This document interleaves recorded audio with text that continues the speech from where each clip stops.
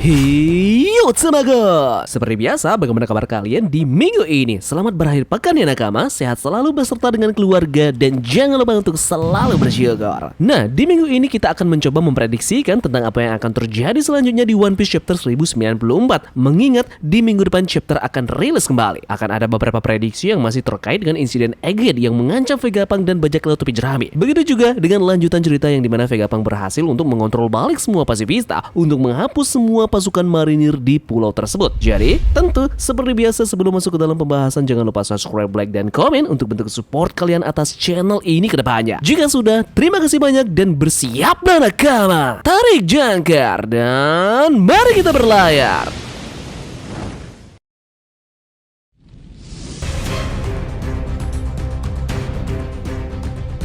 Perang Egghead di One Piece terus berkecamuk dan pastinya akan berlanjut di One Piece chapter 1094 mendatang. Di chapter sebelumnya, pertarungan antara Luffy dan juga Kizaru masih berlanjut dan kita juga bisa melihat Zoro yang melawan Lucy dalam pertarungannya. Pada saat yang bersamaan juga, Vegapunk pergi ke Fabrio Peace untuk menyelamatkan Bonnie dan juga membuat pasifista kembali ke sisinya dengan mengubah perintah otoritas pasifista. Semua hal berjalan baik bagi sisi bajak laut topi jerami dengan Luffy yang menjaga jarak dengan Kizaru dan Zoro yang menyibukkan Lucci. Vegapunk juga dengan aman bisa turun dan juga memerintah para pasifista kembali ke sisinya. One Piece chapter 1094 akan melanjutkan cerita dari sana.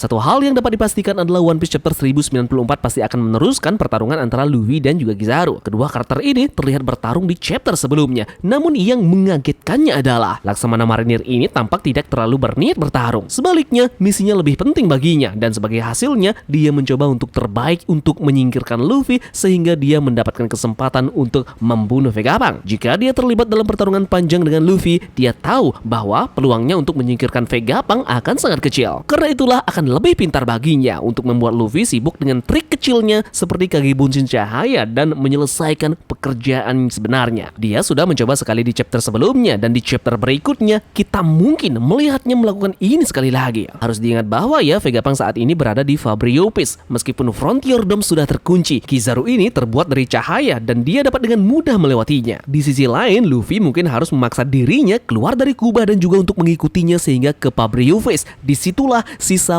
pertarungan ini mungkin akan terjadi.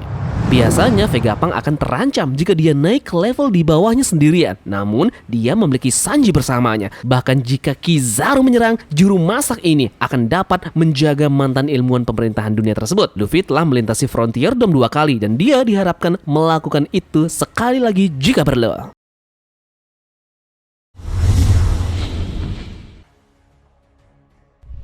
One Piece chapter 1094 kemungkinan besar juga akan menampilkan pertarungan antara para pasifista melawan marinir yang saat ini berada di Fabrio Peace. Beberapa chapter yang lalu diketahui bahwa marinir telah berhasil menguasai level bawah di Egghead. Ini berarti sebagian besar dari 9 wakil laksamana saat ini berada di dalam pulau tersebut. Setelah Kizaru mengambil kendali atas pasifista, kemungkinan besar mereka tidak melakukan banyak hal dan hanya bersiaga. Namun di chapter sebelumnya Atlas mengambil kendali atas mereka sekali lagi dan itu berarti wakil laksamana akan dipanggil untuk segera bertindak. Para pasifista diminta untuk menghadapi ancaman marinir dan melenyapkan mereka semua. Ini adalah sesuatu yang mungkin akan kita lihat dalam One Piece chapter 1094.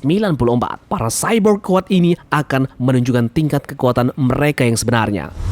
One Piece chapter 1094 juga memberikan kita waktu untuk mengukur seberapa kuat wakil laksamana. Meskipun diketahui bahwa kekuatan di antara wakil laksamana berbeda-beda, kita juga tahu bahwa ada beberapa yang sangat kuat di Egghead saat ini. Karakter tersebut seperti Doll dan juga Doberman adalah salah satu yang harus diwaspadai oleh aliansi yang berada di Egghead. Atau masih banyak lagi wakil laksamana lain yang ternyata bisa menjadi kuat dan mengejutkan kita semua nantinya. Bagaimanapun, mereka adalah petarung yang sangat kuat dengan kontrol haki yang benar-benar baik dan dapat mengejutkan siapapun. Nah, kemungkinan besar wakil-wakil laksamana ini akan terlihat bertarung melawan pasifista Mark III atau bajak laut lain seperti Bonnie, Franky, dan juga Sanji.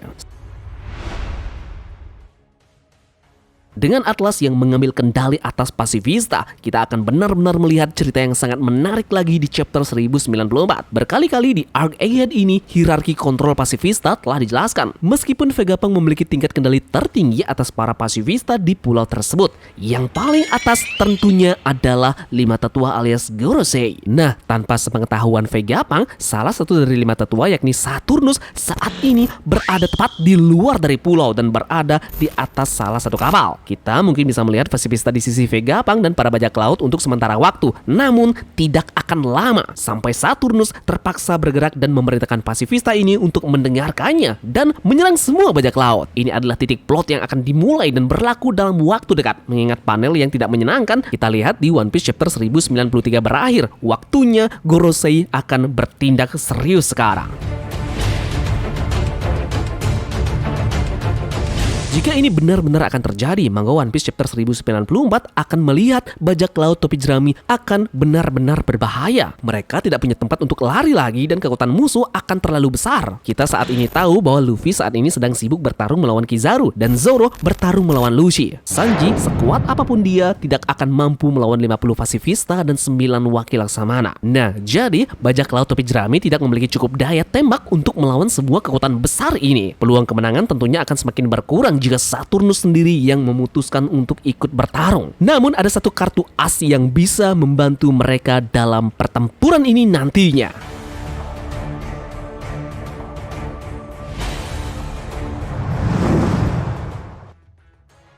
Nah, kartu as terbesar dari bajak laut topi jerami untuk saat ini adalah raksasa besi alias robot kuno. Kita tahu bahwa Luffy akhirnya membangkitkan raksasa itu di chapter sebelumnya setelah dia menggunakan Gear 5 dalam bentuk raksasa dalam pertarungannya melawan Kizaru. Raksasa besi ini sekarang sudah bangun dan hanya masalah waktu sebelum ia mulai bergerak lagi. Target sebelumnya dari robot kuno ini adalah Mario Joa, jadi saat ini sulit untuk mengatakan apa sebenarnya targetnya. Namun fakta bahwa Luffy akan bisa mengendalikan robot kuno ini. Jika itu benar, maka bajak laut topi jerami akan memiliki sekutu yang sangat kuat dapat membantu mereka menghancurkan armada angkatan laut. Kemudian plus memberikan mereka jalan keluar dari pulau tersebut. Selain itu, Luffy harus menjaga Saturnus dalam pertempuran ini, mengingat dia kemungkinan besar akan menjadi yang terkuat dari semuanya. Kizaru juga harus dikalahkan oleh kekuatan gabungan dari Zoro dan juga Sanji. Para Pacifista semuanya bisa dikalahkan oleh raksasa besi, sedangkan bajak laut topi jerami yang lainnya menangani wakil Laksamana satu persatu.